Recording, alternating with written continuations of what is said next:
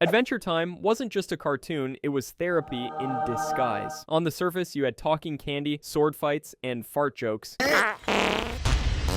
But underneath, real ones know this show hit like a late-night voice memo. We're talking abandonment issues, existential dread, failed relationships, war crimes, and somehow it still slapped. And in a world full of magic dogs, interdimensional chaos, and that one peppermint dude who low-key had dictator energy, the characters carried everything. Some of them, straight up iconic, like, put him on a shirt and I'll wear it to court. Levels of love. Others, trash tier energy. Characters that drained the vibe like Bluetooth headphones on 1%. So today we ranking the 5 most loved versus the 5 most hated characters in Adventure Time. No filters, no safe picks, just facts and flame. Let's get into it. Number 1, most hated, Tree Trunks. The Southern Belle, with space crimes on her record. At first glance, Tree Trunks looks harmless, like a plush toy from Cracker Barrel. She talks like she just pulled a peach cobbler out the oven and loves everybody like a church usher with gum in her purse. But make no mistake, Tree Trunks is a problem. Like, real talk, if Karen Energy was packed into a tiny pastel-colored war criminal, it'd be her. This ain't just fan hate, this is spiritual exhaustion. Let's go back to where she tricked us all. Tree Trunks, Season 1, Episode 4. This was her intro, right? Finn and Jake invite her on a Lil Crystal Apple adventure. Cool, wholesome vibes. And she pulling her weight at first, but by the halfway mark, sis out here flirting with snakes, giggling mid-battle like she at Sunday brunch, and literally almost gets the whole squad killed because she's too busy making googly eyes at a reflection. And then, when she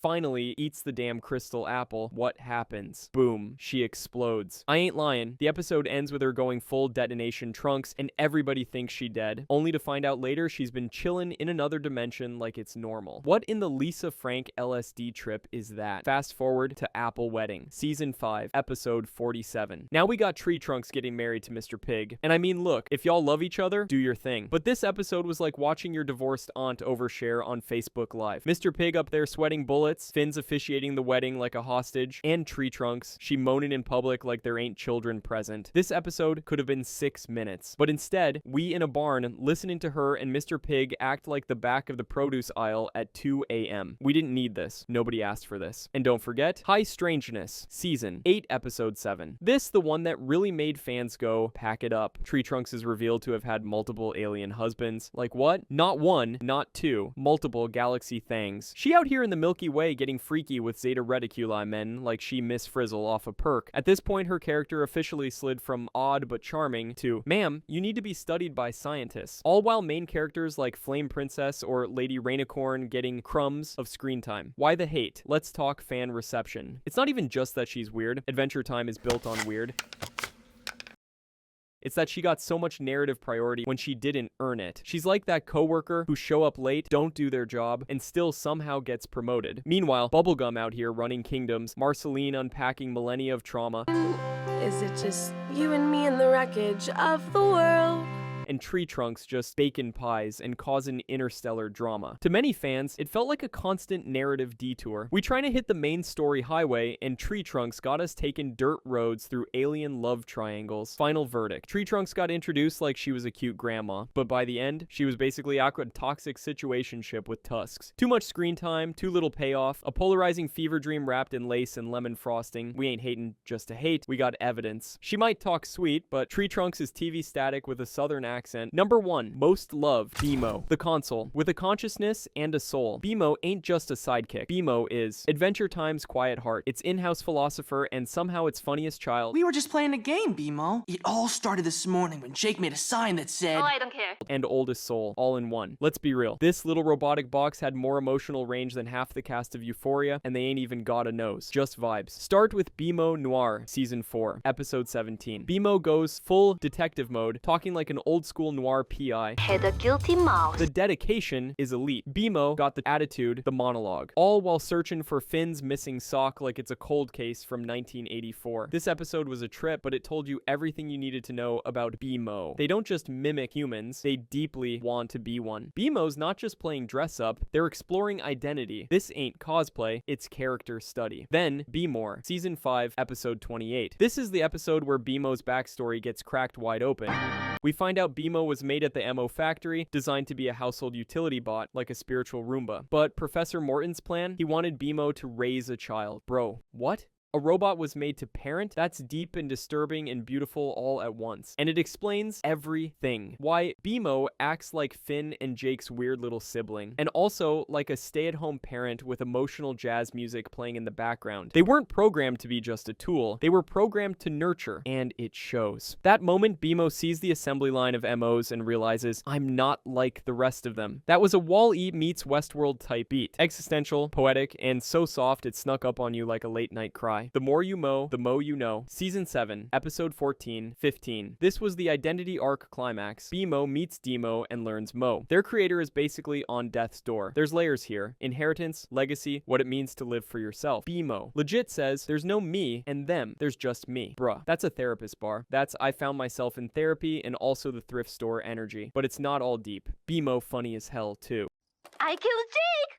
Yay, BMO! BMO don't even try to be funny, they just are. Whether it's doing stand-up for imaginary friends, arguing with air, yes, the air, or randomly breaking into dance like they just got hired at Chuck E. Cheese's but took it too seriously. They balance the existential pain of personhood with the goofiness of a toddler on sugar. They the only character who can say who wants to play video games and what is death in the same breath. Why the love? Let's talk fan reception. BMO's the glue. No ego, no plot hogging, just vibes, wisdom, and loyalty. Whether you're laughing with them or suddenly on the verge of an identity crisis because of them. They gave us a robot who feels joy without irony, loves without conditions, and questions everything. Like a sentient Tumblr post from 2013. It's hard not to root for BMO, because deep down, we all want to feel like we're more than what we were made for. Final verdict. BMO might look like a toy, but they carry this show's soul like a USB stick with feelings. Funny, wholesome, profound. They'll beat you in Mario Kart, then make you question the meaning of life, all in one episode. Certified fan favorite, deservedly. Number 2, most hated Magic Man. The interdimensional clown who thinks pain is personality. You ever met someone who makes you instantly tired the moment they open their mouth? That's Magic Man. This man, this Martian got dropped into the Land of Ooo and made it his full-time job to terrorize everybody like the Rent-A-Center version of a Greek god. Not chaotic good, not even chaotic neutral, just straight up chaotic lame. Let's go back to Freak City, Season 1, Episode 20. This is his first appearance, and bruh, he turns Finn into a literal foot. Not metaphorically, not symbolically, just a walking, talking foot. Why? Because he was bored. That's it. Not to teach a lesson, not to reveal some deeper truth, just to ruin this boy's whole week. And what makes it worse? He does it with a smug smile, like the type of guy who corrects your grammar mid-breakup. Just unnecessarily awful. Then there's Sons of Mars, Season 4, Episode 1. This episode actually tried to give him some backstory. We find out Magic Man used to be a respected Martian named Normal Man before losing his wife, Margles, in a tragic accident. Tragic. I feel for him. But that don't mean you get to torture random people for 8 seasons, Greg. Dude lost his wife and said, you know what? I'm gonna just ruin everyone else's. Emotional stability forever? That'll fix it. Bro really weaponized his grief into a full-blown war crime hobby. Time Sandwich. Season 5, Episode 33. Let's talk about this one for a second. Jake just trying to make the perfect sandwich. This is peace. This is zen. And here come Magic Man, popping in like the clown he is, and tosses that man's lunch into a pocket of suspended time. For what? Nothing. Just to flex. Magic Man treats emotional and physical destruction like a prank channel on YouTube, and if you try to check him, he hit you with that smug voice like, what's the big deal? Lighten up, chump. Get you old I peaked in Martian high school. Head out of here. Why the hate? Let's talk fan reception. Look, Adventure Time fans are used to weird. This show got a cinnamon bun that became a war general. We don't mind out there, but what we do mind is a character who consistently shows no remorse, no growth until super late, and no purpose besides torment. Even Lemongrab had a tragic reason he was the way he was. Magic Man, he's just the human version of a banana peel on a church floor, disruptive and disrespectful. Yes, he gets redeemed in Normal Man, Season 8, Episode 14. He finally gives up his chaotic powers, tries to reconcile with his brother Lob, and takes accountability. And look, we love a redemption arc, but by that point, the emotional damage is done. That's like trying to fix a broken window with a single piece of scotch tape and a post-it note apology. Some fans forgave him, a lot didn't. Too little, too late. Final verdict. Magic Man is the dude who shows up at the function, spills your drink, roasts your shoes, insults your mama, then goes, it's just a joke, bro, and acts offended when you throw hands. He ain't funny. He ain't quirky. He's trauma in a robe. And until he fully unmagicked himself and sat his raggedy Martian self down, he stayed at the bottom of the fan favorite list. Forever annoying, forever cursed, forever punchable. Number 2, most loved, Jake the dog. The laid-back philosopher, king with a mean breakfast game. Pancakes, making bacon pancakes. Jake ain't just Finn's ride or die. He is the soul of that treehouse. If Finn is the sword, Jake is the hammock, the vibes, the glue. He might not always make sense, but somehow he always makes sense. Laid back? Yes. Reliable? Absolutely. Smart? Unconventionally. We're skeletons. We've got to be really, really quiet. Like that one uncle who can't do taxes but can fix your car blindfolded. Start with my two favorite people. Season 1, Episode 9. This was one of Jake's earliest full focus episodes, and it's hilarious, chaotic, and low-key real. He tries to fuse his two favorite people, Finn and Lady Rainicorn, into one hangout, but gets overwhelmed when they actually vibe without him. This ep showed you the first peek at Jake's insecurity. Dude's emotionally complex. He wants everyone happy, but sometimes at the cost of just being honest. And when he messes up, he owns it. Jake always circles back to love. Then there's Jake the Dad, Season 5, Episode 6. This man went from interdimensional goofball to full-on father overnight. Him and Lady Rainicorn have 5 babies. Yes, 5. All at once. All look like a randomized DNA generator glitch. And we get to see Jake wrestle with real fears. He doesn't know how to be a dad. He's scared, tired, unprepared, but he steps up anyway. You saw a dog man literally stretch into fatherhood with all the anxiety that comes with it, and he learned. Even if it took a few mistakes and some mild abandonments, he didn't become perfect. He became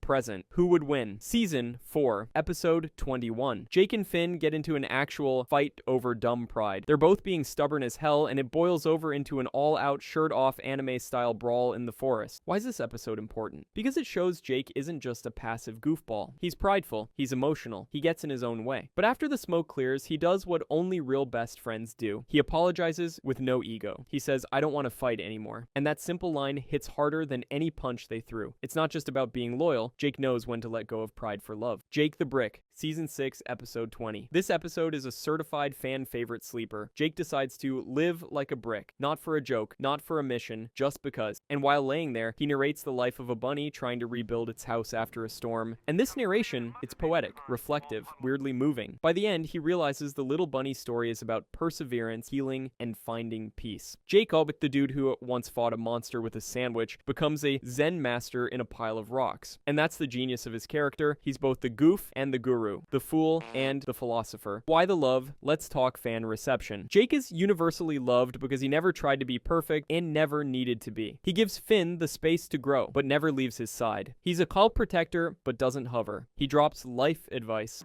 You're getting all hung up on imaginary problems. You gotta focus on what's real, man. That's half fortune cookie, half stoner logic, and somehow still useful. Dude, sucking at something is the first step to being sorta good at something. That's a tattoo-worthy quote. He's the kind of friend that doesn't just ride with you. He stretches himself to fit your needs. Literally and emotionally, Jake is the model of healthy masculinity. Warm, silly, flawed, and always rooted in love. Final verdict. Jake ain't just the comic relief. What's with that pocket on your shirt? Oh, Jake's in here. Sup, Jake?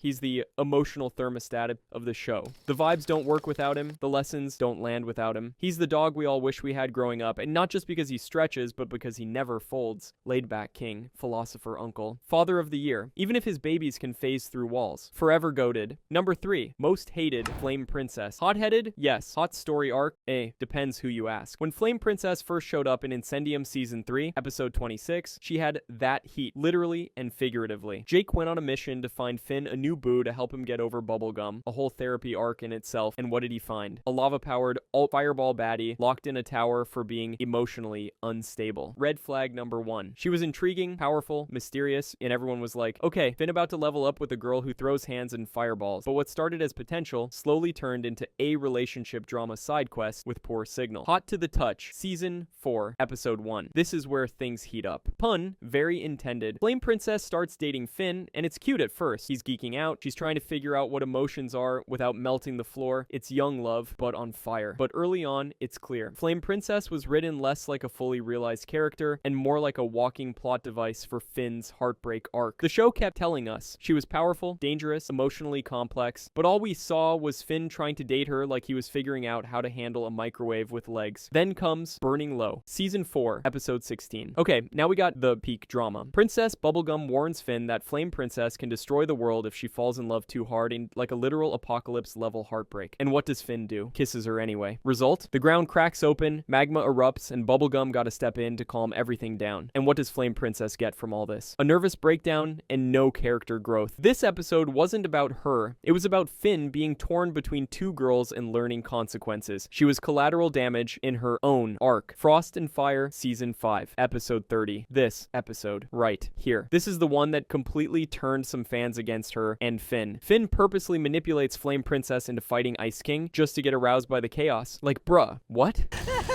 Oh, so good! She catches on, breaks up with him. And while Finn deserved that L, the aftermath just fizzles. Flame Princess gets caught in the emotional wreckage, but instead of getting more development, she just kind of disappears for half a season. From then on, her screen time and relevance drop harder than Finn's maturity in that episode. Earth and Water, Season 5, Episode 32. They try to reframe her. She confronts her father, the Flame King, and officially becomes ruler of the Fire Kingdom. Sounds empowering, right? Except she still feels like she's written around reaction, not action. She's not driving the plot, she's responding to trauma or breakups or her daddy's war crimes. It's a big deal narratively, but emotionally, it feels shallow. She gets a crown and a throne, but no real inner arc. We should have been celebrating her rise like Daenerys Season 3. Instead, it felt more like, oh yeah, give her a kingdom so we don't have to keep writing her. Why the hate? Let's talk fan reception. Fans aren't mad that Flame Princess exists, they're mad at how wasted she felt. She had potential, chaotic good energy, complex family ties, a learning curve with emotions, but what she got was a Finn-centric dating arc, breakup drama, and maybe 3 moments of actual development spread across 8 seasons. Showed up, looked cool, then barely got to shine. And when you got queens like Marceline and PB getting full episodes of backstory, trauma unpacking, and raw emotional depth, Flame Princess just feels undercooked. Final verdict. Flame Princess was supposed to be a firestorm, but the writers gave her spark notes and called it a day. She's not hated because she's bad, she's hated because she could have been amazing. Instead, she got stuck playing Finn's emotional boss fight when she should have been the main event. Missed potential. Hot intro, cold arc. Third most loved, Marceline, the Vampire Queen. Trauma, talent, and timeless drip. Let's start with facts. Marceline, been through more phases than the moon, and came out a fan favorite every time. She's a half human, half demon, turned half vampire, living for centuries while everyone she loves either forgets her or fades away. She plays bass like she's been through 7 breakups and a nuclear war, which, canonically, she kinda has. And while other characters are out here worrying about quests or romance, Marceline is trying to figure out who she even is anymore. She's the saddest, hardest, coolest person in the room. The I've seen too much, but I'm still funny friend. The embodiment of emotional swagger. Let's start with Evicted, Season 1, Episode 12. Her intro, iconic. Finn and Jake come home and she's just in their house eating their apples and kicking them out like a slumlord with fangs. We're like, who is this chaotic bisexual banshee? Turns out she don't just got jokes on, she got bars, attitude, and zero patience for nonsense. First impression, 10 out of 10. Then what was missing? Season 3, Episode 10. Certified fan favorite, the band episode. This one had everything. Musical vulnerability, group tension, the first real cracks in the Marceline X bubblegum lore, and one of the most quoted songs in the series. That wasn't just a diss track, that was a therapy session with chords. Marceline aired out years of abandonment and romantic tension in 1 minute, and you could feel the room get cold. The fact she was willing to put her pain into music in front of the very person who hurt her, legend behavior. Now let's talk I Remember You, Season 4, Episode 25. Top 5 emotional gut punches in animation history, period. We find out Marceline knew Ice King before he lost his mind back when he was Simon, a kind, gentle man who protected her during the Mushroom War. That dynamic, devastating. Marceline, the immortal girl who's watched everyone fade. Ice King, a once loving man consumed by magic-induced dementia who still remembers her in fragments. Bruh. The way this episode quietly redefined both characters without even showing a full flashback, that's masterclass storytelling. And then, Stakes miniseries, Season 7, Episode 6 to Episode 13. This arc was her whole life unpacked like a therapy folder. Marceline decides she doesn't want to be a vampire anymore. She wants to grow old, move on, find peace. She literally confronts her past selves, the vampires she absorbed, in battle, each one representing a different toxic piece of her identity. You got Tayu the Fool, recklessness, the Empress, manipulation, the Moon, her hidden fears, and the Vampire King, her inner power struggle. This wasn't just Monster of the Week. This was emotional exorcism with fangs. By the end of Stakes, Marceline doesn't just win. She chooses life. She chooses healing. She She don't lose her edge, she evolves. Why the love? Let's talk fan reception. Marceline is the emotional compass for so many fans. Queer fans see her and Bubblegum's arc as a landmark moment in animation. Trauma survivors see themselves in her walls, her anger, her music, and everyone else, just vibing because she's a goth rock goddess with humor, art, and unfiltered realness. She didn't just exist in the show, she grew. Messy, beautiful, and painfully human, even when she wasn't. Final verdict, Marceline wasn't written to be perfect. She was written to be real. She's the messy mixtape of memory, loneliness, and loyalty. She's the one who can make you laugh, cry, and hit repeat all in the same scene. Half demon, half vampire. Fully iconic. The queen of cool and the empress of emotional depth. Marceline is not your problem. She's your favorite character's favorite character. Number 4, most hated, Lemongrab. The Screech Goblin who rules with volume and zero HR training. From the jump, Lemongrab wasn't meant to be liked. He's like a middle school principal possessed by a foghorn, created in a lab specifically to ruin your day. The voice, high-pitched dental drill.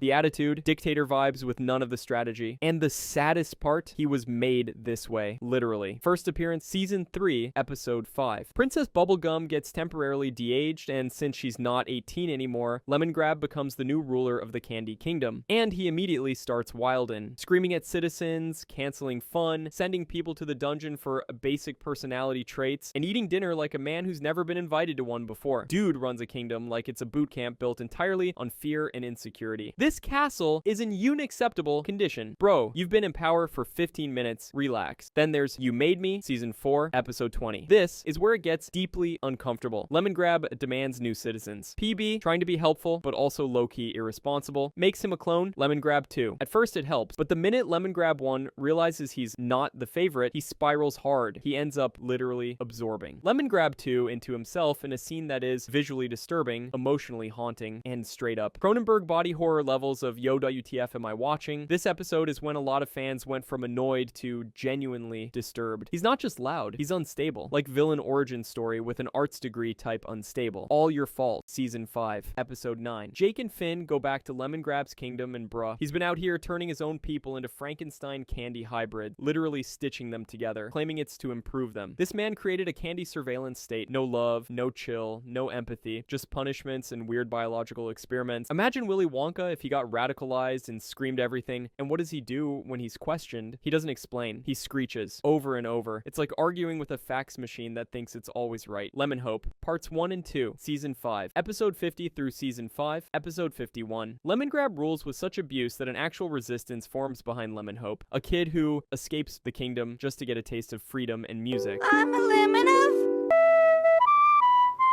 By the end, Lemongrab's own body literally breaks apart from his inner chaos, shatters like a lemon-glazed iPhone screen. He becomes a living metaphor for unchecked ego and emotional dysfunction. And what's wild, even then, he doesn't change until Lemon Hope comes back and restores his body with a harp song. So he gets redeemed by a folk melody and still stays creepy. Why the hate? Let's talk fan reception. Here's the thing, Lemongrab was designed to be hated. The voice, shout out to Justin Roiland, but also bro, why? The posture, the erratic behavior, the absolute lack of growth, it all blends into a character who's emotionally loud and narratively exhausting. Some fans think he's hilarious in a so uncomfortable it's genius kind of way. Others just want to press mute and skip the episode the second he shows up. And no matter what he's doing it at max volume, whether it's punishing candy or just eating a bean weird. Final verdict, he's a bad ruler, a worse roommate, and a walking anxiety attack. You can't vibe with him, reason with him, or talk to him without needing a nap after. Built for discomfort, fueled by volume, forever unacceptable. Most loved, Simon Petrikov,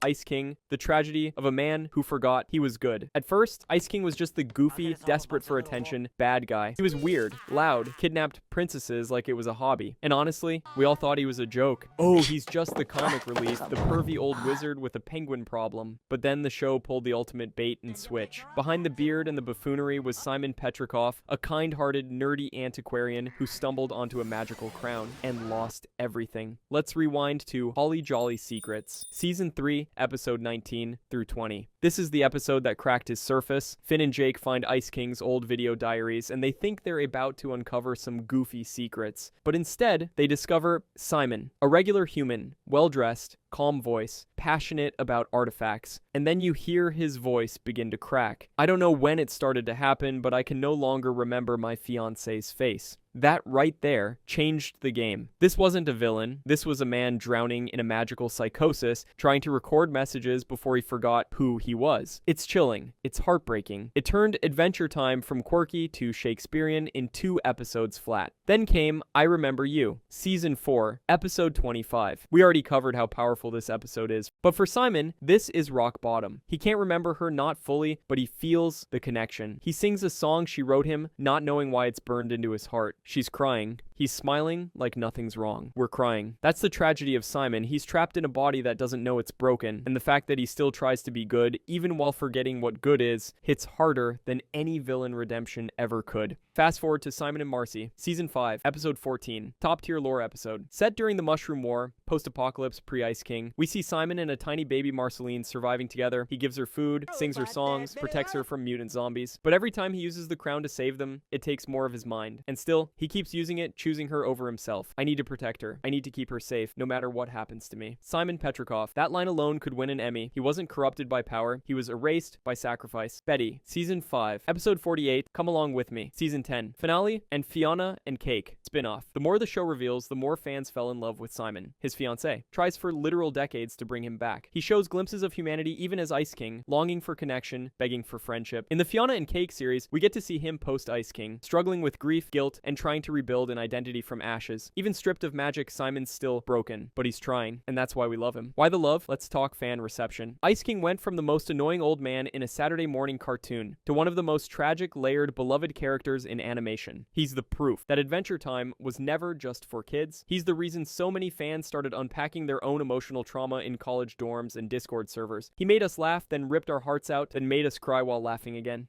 Please love me again, Betty.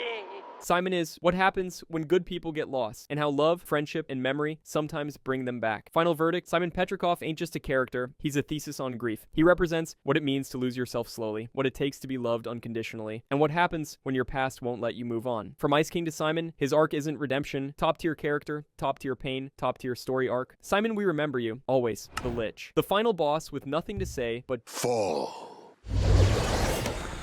From the moment he slithered into frame, the Lich flipped the entire tone of Adventure Time upside down. This show went from LOL talking donuts to, hey, is this kid's show about to commit genocide? Real fast. And yeah, he did what villains are supposed to do. Raise stakes, crushed hope, made every kid watching question whether they should be watching this with the lights off. But as the seasons went on, fans started to ask, is this just darkness for darkness' sake? Let's go back to Mortal Folly Season 2, Episode 25, and Mortal Recoil Season 2, Episode 26. This was the Lich's grand entrance. He escapes from his amber prison beneath the Candy Kingdom, already a massive red flag. Like, why is this dude buried underneath the happiest place in Ooo? Symbolism? Absolutely. He immediately corrupts Princess Bubblegum's body, wrecks the Gumball Guardians, and straight up unleashes paralyzing evil energy across the land. This was Adventure Time's "oh we not playing no more" moment. Before this, most threats could be hugged, reasoned with, or dunked on. The Lich? Ain't no talking, just cosmic war crimes. The Lich, Season 4, Episode 26. This EP was a straight-up horror movie disguised as a cartoon. Billy, the hero Finn idolized, shows up acting weird, stiff, monotone, creepy AF. Turns out, he's been possessed by the Lich the whole time. The reveal? Chilling. He tricks Finn into opening a portal to the multiverse so he can destroy all life everywhere, and for the first time, we see Finn break down in fear. Not because he's physically outmatched, but because this enemy ain't emotional, ain't chaotic, ain't even angry. He's just cold, calculated extinction. Wake up and escape from the Citadel. Season 6, Episode 1 through 2. Yo, this man straight up destroys the Citadel, the most secure prison in the multiverse, possesses Finn's idol again, Billy's corpse, this time to escape the gods themselves. And to top it off, he's the one indirectly responsible for Finn losing his arm. Fam. You know how evil you gotta be to get someone amputated off screen? Why? The hate, let's talk fan reception.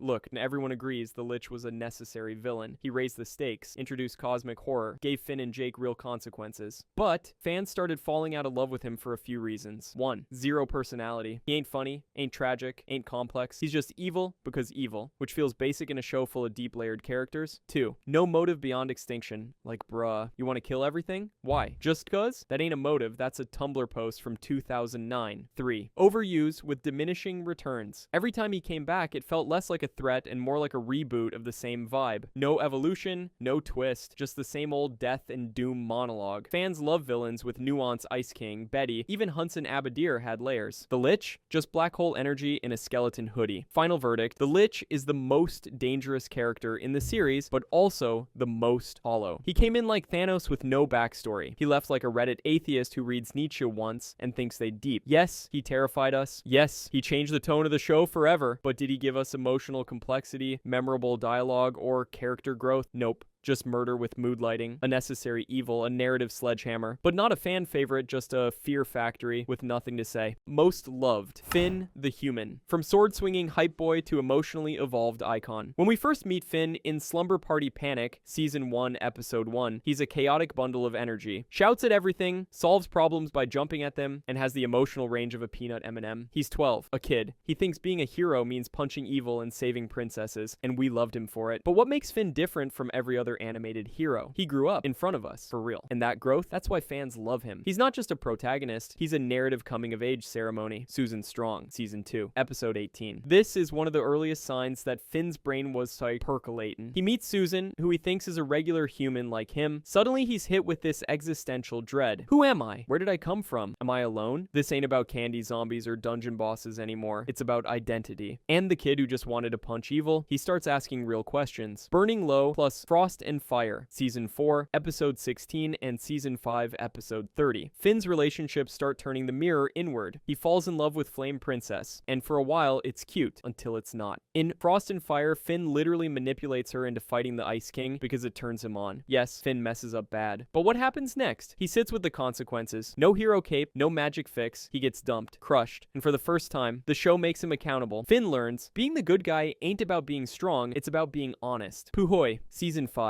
Episode 16. This episode is pure philosophy disguised as fluff. Finn gets stuck in a pillow dimension and lives an entire life. Wife, kids, old age, and then snaps back to reality like it was a dream. Except it wasn't. He aged. He learned. He felt it all. This was the show telling us, time is weird. Growth is weirder. Feelings don't care about what's real. And Finn just rolls with it. Maturity in motion. The Hall of Egress, Season 7, Episode 24. This one deserves its own TED Talk. Finn gets trapped in a mysterious dungeon where every time he leaves, he forgets the way out. Like a Groundhog Day spiritual crisis. He starts panicking, freaking out, raging, until he lets go. And the moment he accepts he might never escape, he wakes up, free. It's a metaphor for emotional surrender, growth through stillness. He literally had to feel it to heal it. Show me another cartoon that did that. I'll wait. Come along with me. Series finale, Season 10, Episode 13. By the end, Finn's not yelling. He's not swinging his sword. He's sitting at a campfire, talking about peace, growth, love, like a young monk with drip. He doesn't kill the final villain. He reasons with her. He forgives. He understands. The boy who once thought being a hero meant fighting bad guys now knows life ain't good versus evil, it's messy, gray, real, and he chooses compassion anyway. Why? The love. Let's talk fan reception.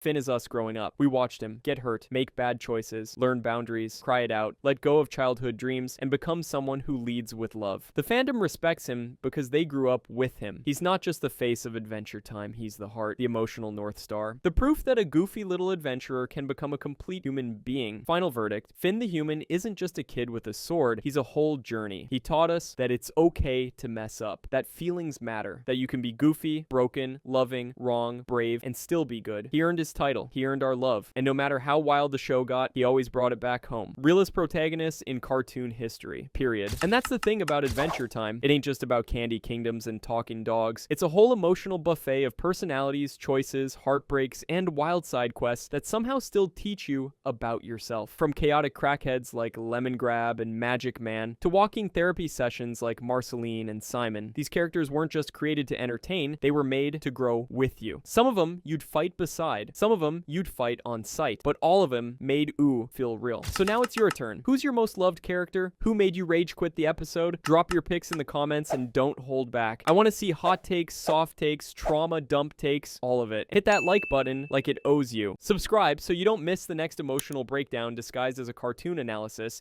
and ring that bell like you just entered Prismo's time room.